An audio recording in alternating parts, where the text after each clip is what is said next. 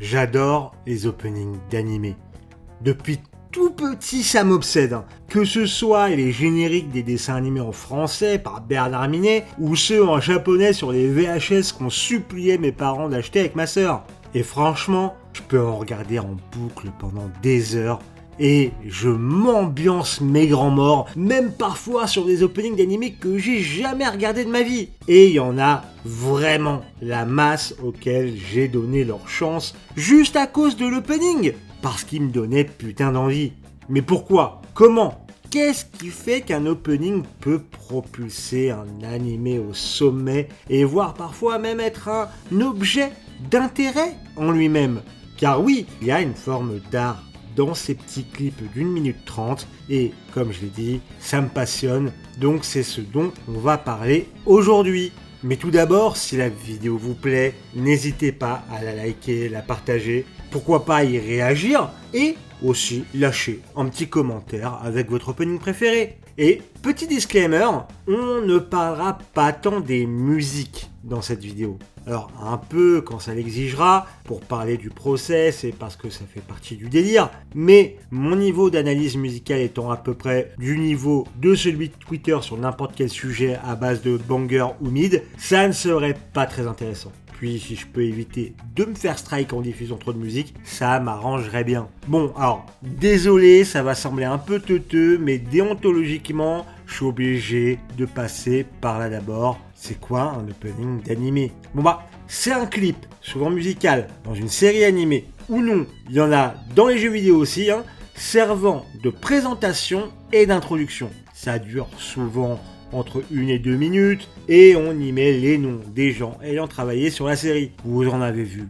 par dizaines dans votre vie, donc je pense pas vous avoir perdu. En termes de process, généralement, il y a un comité d'animation qui gère globalement la production de l'animé, qui va se réunir. En général, il y a le studio d'animation, le diffuseur, et un label musical en plus d'autres acteurs qui vont décider la marche à suivre sur toute la production et donc celle de l'opening. Ça va choisir la musique, choisir son réal et la team de production, souvent délocalisée dans d'autres pays d'Asie pour que ça coûte moins cher. Oui, parce qu'on parle essentiellement des openings d'animés japonais, mais en vrai, la délocalisation, c'est un peu partout en vrai. Bah oui, on va pas quitter la logique capitaliste, et de toute façon, les openings sont profondément dans cette logique. Parce que ça sert à quoi ? Bah être une vitrine pour l'animé. Animé qui n'est souvent qu'une vitrine pour un manga ou des figurines. Mais bon, je pense que vous m'accorderez, si vous avez vu quelques séries d'animation, qu'au final, c'est bien plus que ça. Donc pourquoi pas les openings ? Ok, mais du coup, ça doit faire quoi un opening pour remplir sa fonction ? Bah donner envie de regarder la série quand tu tombes au pif sur l'opening à la télé en zappant ou un post sur les réseaux sociaux. C'est de la pêche au web, basiquement. Prenons un exemple, et j'en ai un bon.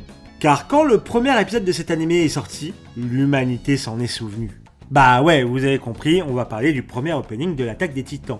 Bon, tu tombes dessus au pif, tu te dis quoi ? Bah déjà que c'est plutôt joli. En plus, ça virevolte dans tous les sens, puis ça a l'air épique, surtout avec la musique derrière au ton entraînant et guerrier. Et tu vois des grands humanoïdes tout nus et des gens habillés qui se jettent dessus et ça t'intrigue. Tiens, et si je regardais le premier épisode pour voir de quoi ça parle ? Pour l'instant, on reste qu'en surface, mais vous avez l'idée, faut que ça vous hook. Ça vous donne votre premier fixe par le dealer pour mieux continuer quoi. Ah et d'ailleurs, la description que je vous ai faite marche pour tous ceux des premières saisons de l'animé, mais plus du tout plus tard, quand le ton de la série change. Donc, thématiquement, les openings ont dû changer pour refléter ça. Car faudrait pas tromper le manant sur la marchandise. Alors comme tout type d'œuvre, les openings ont des codes pour arriver à leur fin. C'est pour ça qu'on va retrouver certains poncifs souvent moqués comme les fameux plans d'ensemble ou encore le personnage qui fait du freefall dans un ciel d'un bleu que la Bretagne n'a jamais vu. Tout simplement parce que pour présenter l'œuvre et donner envie, c'est en général pas mal de présenter le casting car un personnage peut attirer l'œil pour donner une vibe. Le freefall avec ciel bleu, tout ça t'indique qu'il y aura certainement des troubles, mais que le tout reste plein d'espoir car l'avenir sera radieux comme le ciel normand. Bon après, qu'est-ce qui fait le sel d'un opening ? Alors on va vite écarter la musique. Certes, ça aide à rendre un opening mémorable, ne vous détrompez pas. L'opening de Pokémon existe. Oui, maintenant vous avez la musique en tête, de rien. gardez ça pour plus tard. Mais prenons l'exemple de Call of the Night saison 2. Alors je n'ai jamais regardé cet animé, mais j'ai vu cet opening passer et je le trouve plutôt mid. Alors que pourtant, la musique est de Creepy Nuts, que j'adore et elle est super cool. Et généralement, leurs chansons ont déjà magnifié des openings comme Machel ou Dan Da Dan. Mais là, visuellement, c'est pas incroyable. C'est techniquement joli, il n'y a pas eu de détournement de fond sur l'équipe d'animation. Mais ça ressemble plus à un enchaînement de plans aguicheurs qu'autre chose. Donc, malgré la musique banger, ça n'évoque pas grand chose et surtout, ça n'évoque pas l'intérêt. Après, comme toute forme d'art, c'est subjectif. Ça a pu marcher sur certains d'entre vous. C'est tout le principe de l'art, ce qui le rend aussi apte à la critique. Mais voilà, à part vous dire qu'il y a l'air d'y avoir des vampires et des kinks qui peuvent plaire à certains, ça ne m'évoque pas tellement d'émotion. Prenons un autre exemple, l'opening de la saison 3 de Konosuba. Alors j'aurais préféré utiliser celui de la saison 2, mais écoutez, YouTube a l'air de pas trop aimer. Mais d'abord, petite présentation de l'œuvre parce que ça sert à l'exemple. Konosuba, c'est l'histoire de Kazuma, un énorme loser qui meurt ridiculement et qui est transporté dans un monde d'heroic fantasy qui formera un groupe et vivra des aventures. Là, comme ça, c'est l'isekai dans les règles de l'art. Il y a même le harem, tout ça. Mais le twist, c'est que c'est plus une comédie là pour se moquer d'elle-même, de son genre et de ses personnages. Bon on voit quoi dans cet opening ? Un héros qui a l'air un peu teuteux, vivre sa vie avec son groupe de teuteux, puis partir à l'aventure comme des teuteux, et battre un dragon comme des teuteux, en ayant l'air bien en panique et galérer pour s'en sortir de justesse avec une grosse explosion de teuteux. Et là, vous avez eu la description d'un arc basique de Konosuba, tout ça en un opening. Alors basique, si ce n'était que ça, Konosuba, on n'en serait pas à la saison 3 avec des super critiques. Enfin tu me diras, Dragon Ball Super existe, mais ça c'est un sujet pour une autre vidéo.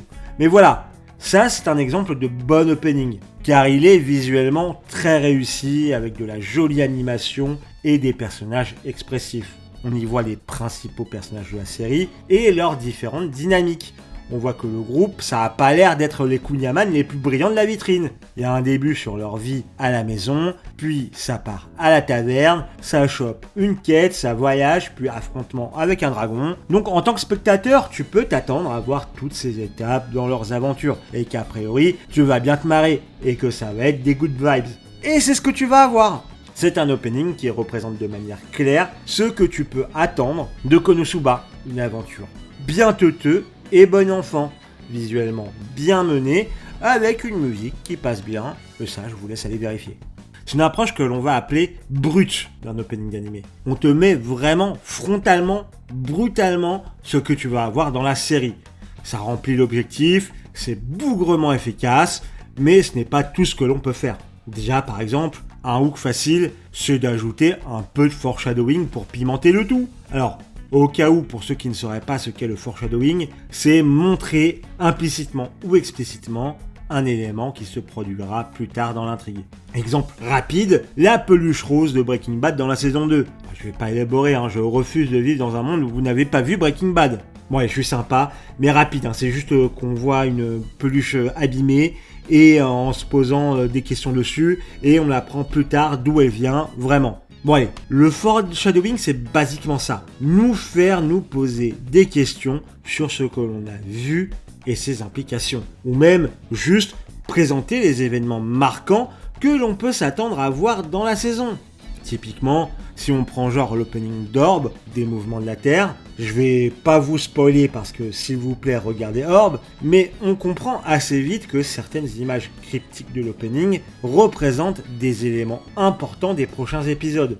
Surtout que ces images sont mises à jour régulièrement au fur et à mesure de la série. Et du coup, si tu y prêtes attention, ça peut t'intriguer et donner envie de comprendre ce qui va se passer. Mais elles sont suffisamment subtiles pour ne pas te spoiler. Parce que sinon ça te fait chier. Oui, je pense à toi, Fairy Tail. Mais t'es pas le seul. On va pas tellement se pencher là-dessus parce qu'il est assez évident que oui, c'est un peu un exercice d'équilibriste, mais on se garde quand même l'idée en tête. Après, on peut aussi avoir une approche plus imagée des choses, contrairement à l'approche brutale. Bah ouais, imagée, c'est de l'animation quoi. Donc fonctionner avec de l'abstrait ou des métaphores, c'est un peu le kink du schmilblick. Puis avec un peu de mise en scène comme tout format audiovisuel, on peut raconter des choses subtilement. Prenez le mythique opening de Cowboy Bebop. On ne vous montre pas d'événements de la série dans cet opening. On y voit principalement des jeux d'ombre, des mouvements sur un décor avec du texte, de la machinerie pour faire kiffer les gooners de robots, avec une musique bien jazzy pour accompagner tout ça. On pourrait croire à un délire artsy de fanzous du trombone. Mais pourtant, à la manière de l'opening de Konosuba, celui-ci nous raconte la dynamique de presque chaque épisode de cette série. Alors, avant de vous le montrer, deux petites choses. Déjà, de quoi ça parle Cowboy Bebop ?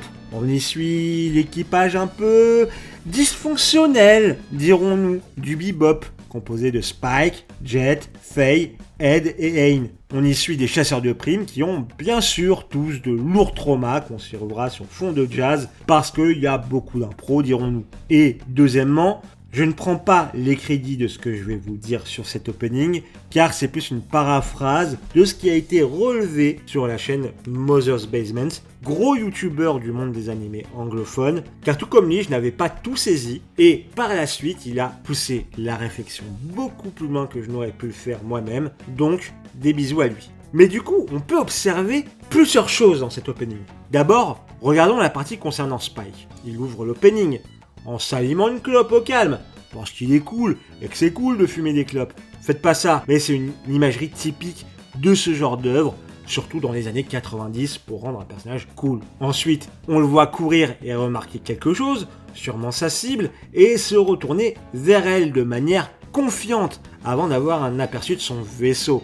On a une séquence sur Faye, rattrape un peu plus loin faisant la bagarre, du pilotage de vaisseau, puis se pétant la gueule dans sa poursuite avant d'enchaîner sur Jet qui fume aussi sa petite clope avant de courir à son tour sûrement en aide de Spike. Puis Spike, il a l'air cool, il nous sort une démarche enjouée mais un peu nonchalante avant de finir sur un plan d'équipe. Et si vous regardez les images en même temps que je vous parle, vous vous dites oui effectivement, et c'est fait de manière un peu stylisée, mais sans y prêter attention, ça a l'air d'être juste ça, des images stylisées. Pourtant, je vous ai décrit les 3/4 des épisodes de Cowboy Bebop. Et j'ai sauté ce qui concerne Faye, mais c'est la même idée. Même sur le point que généralement, ils font leurs enquêtes séparément, donc que leurs séquences s'en mêlent, comme dans l'opening. Donc on remplit l'objectif principal des openings avec une forme différente de ce que l'on pourrait avoir de forme brute, en jouant avec les codes, si je puis dire. Bon, on a vu les deux grandes écoles de type d'opening. Généralement, c'est soit brutal, soit stylisé, tous les deux pouvant accomplir les mêmes objectifs de présentation pour susciter l'intérêt. Mais c'est tout. Je veux dire, dans les faits, 100% des openings rentrent dans ce que je vous ai dit jusque-là. Sauf peut-être certains mauvais qui ont sûrement déjà disparu de ma mémoire. Mais ce que je veux dire, c'est est-ce que ça s'arrête là ? Vous vous doutez bien que non si je pose la question. Et si les openings avaient une influence sur la narration de l'œuvre ? Bon, et à la première chose plutôt évidente, bien sûr, inclure la musique de l'opening dans l'œuvre. Ça pourrait sembler con, mais c'est bougrement efficace. Je l'ai déjà dit, pour les musiques, c'est dur de les mettre. Mais exemple simple qui devrait se déclencher dans vos têtes sans rien mettre. Mais si je vous dis, un jour je serai le meilleur dresseur, je me battrai sans répit. Bon bah comme je vous ai planté la graine plus tôt dans la vidéo et que je vous dis ça là, bah vous l'avez en tête. Vous savez qu'on parle de l'animé Pokémon. Et ça vous rappelle des souvenirs. Et c'est exactement le but quand ils utilisent dans le dernier combat de Sacha pour devenir maître Pokémon, ce premier opening. Inconsciemment, ça entraîne de la nostalgie et ça rappelle le chemin parcouru. Et comme je l'ai déjà dit, c'est une utilisation évidente, facile, mais bougrement efficace d'utiliser ton opening pour susciter de l'émotion dans ton œuvre. Après, il y a les openings qui te mentent, mais genre salement. Ah ça, ils sont bons les bougres hein. Alors, exemple, encore une fois. Vous connaissez Puella Magi Madoka Magica ? Alors au cas où, vous avez les images à l'écran de l'opening. On voit une série d'animations, de Magical Girl, classique, Choupi, Sakura, Sailor Moon, tu connais. Bon, et là, si vous ne voulez pas vous faire spoiler, il y a le timecode dans la barre de lecture, tout ça. Je vous laisse un peu de temps. C'est bon. c'est bon. Alors ouais, Madoka Magica, c'est pas mignon du tout. Il y a des gamines qui meurent, et c'est pas de la belle mort, elles se font croquer la tête. Il y a des visuels suspects, dérangeants, et des points narratifs carrément hardcore. Mais ça a un but d'avoir fait ça. De te donner confiance. De te vendre un Magical Girl et te dire, ça va être mignon. Tout ça, et là boum, épisode 3, coup sec derrière la nuque. Ou croquage de la nuque, je sais pas. Après, on t'a pas menti sur la cam. Il y avait des signes avant-coureurs. Très subtils, certes, comme les couleurs utilisées dans l'opening.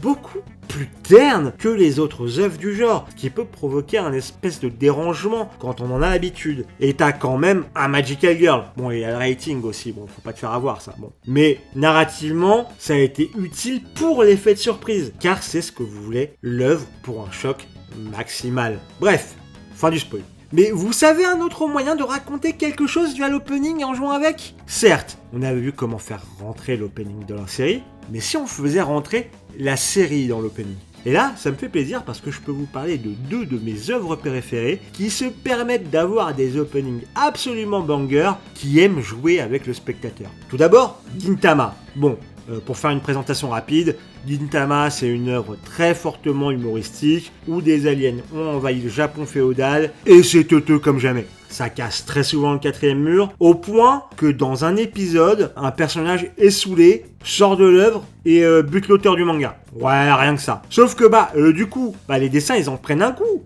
vu que l'auteur il est mort. Et on se retrouve avec un opening dessiné sous Paint. Alors, c'est juste un énorme délire, mais je me sentais obligé de vous en parler parce que j'étais mort de rire quand j'ai vu ça. Et il y en a plein tout du long de la série. Même avec des openings plus sérieux qui prennent tout un autre sens avec un petit changement de contexte. Bref, c'est du caviar et ça montre l'intelligence d'une bonne adaptation d'ailleurs. Mais ça, c'est un exemple pour une autre fois. Puis ensuite, parlons d'un des plus grands lobbies de cette chaîne avec JoJo's Bizarre Adventure. Alors, regardez Jojo. Jojo is love, Jojo is life. Bon, pour la présentation sommaire, pour ceux qui n'auraient pas les Jojo reference, dans JoJo's Bizarre Adventure, l'on suit les aventures au travers des époques de la famille Joestar, impliquant vampire inca, pouvoirs surnaturels et autres joyeusetés. Et Jojo, de base, ça a une patte artistique très prononcée, héritée de son auteur Araki, au style vraiment bien défini. Donc les openings se devaient de faire honneur à cela en étant très uniques aussi. Puis pareil, ça attise beaucoup de plot points au fur et à mesure des openings, mais surtout ils s'amusent beaucoup à faire avoir des conséquences à l'intrigue, à la construction des openings. Et encore, spoiler alert, timecode, je te laisse un peu de temps, tu connais, tout ça, mais franchement, va regarder Jojo, c'est trop bien. Allez, c'est parti. Bon, d'abord, il y a le deuxième opening de la troisième partie de Jojo, Stardust Crusader. Bon, dans cette partie, ils affrontent le grand ennemi de la famille, Dio, dont ils ne comprennent pas le pouvoir. Et au détour de nombreux sacrifices, ils découvrent que celui-ci peut stopper le temps pendant quelques secondes. Et là, l'opening intervient et change. Au moment où notre héros, Jotaro, attaque Dio dans l'opening, la musique s'interrompt et l'on voit Dio s'avancer à côté de notre protagoniste immobilisé à cause du temps arrêté. Alors vous me direz, à quoi ça sert tout ça ?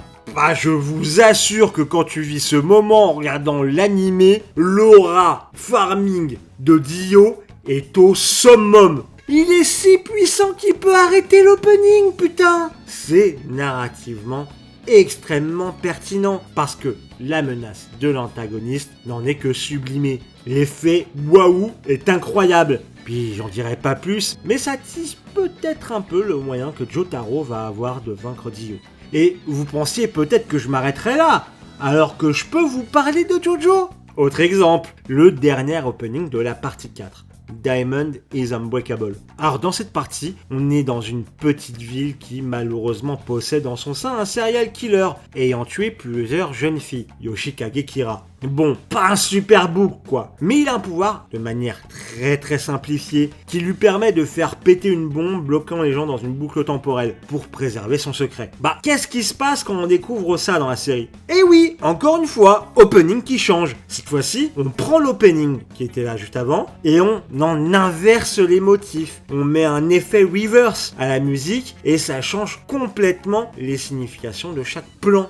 L'on passe de personnages qui se rassemblent pour faire des poses victorieuses avec des alliés, à des personnages qui s'éloignent dans l'ombre, car ils sont séparés, ils ne peuvent pas communiquer. Puis il y a une réécriture des rapports de domination entre nos héros et Kira, vu qu'ils sont tous piégés dans cette boucle. Mais là, le plan final est d'un génie absolu, car nous incitant à ne pas perdre espoir. Car malgré tout, tous nos personnages, tous nos héros se retournent et voient Kira. Mes aïeux, quel poulet! Alors, il y aura encore bien plus à dire que ça sur cet opening en particulier et sur tous les openings de JoJo, mais je vous renvoie toujours sur la chaîne de Mother's Basement pour ceux qui comprennent la langue des Bridgerton. Mais il va être temps de conclure. Bon, voilà, les openings c'est génial. Bien que partant d'une base certes mercantile, comme tout médium, si les gens impliqués ont envie de faire de l'art, cela donne de l'art que l'on peut critiquer, analyser, aimer, détester ou être indifférent. Mais là où certains s'empressent d'appuyer sur le bouton skip quand ils lancent leur épisode,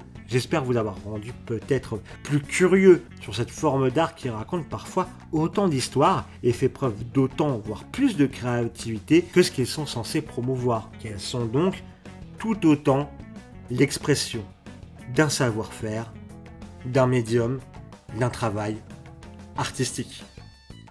Merci de m'avoir écouté déblatérer sur un sujet qui me tenait à cœur parce que vraiment les openings, ça me passionne, ça me fait kiffer depuis l'enfance. Et si ça vous plaît, ça me ferait vraiment plaisir de faire des analyses plus poussées d'openings spécifiques parce que j'adorerais juste, faites-le moi savoir en faisant péter les compteurs de likes, les commentaires et en vous abonnant. En tout cas, n'hésitez pas à découvrir mes autres vidéos, mon podcast Séance de rattrapage avec ma comparse Mélanie et à passer dur coucou en live. Tous les liens sont en description. À bientôt pour la prochaine vidéo.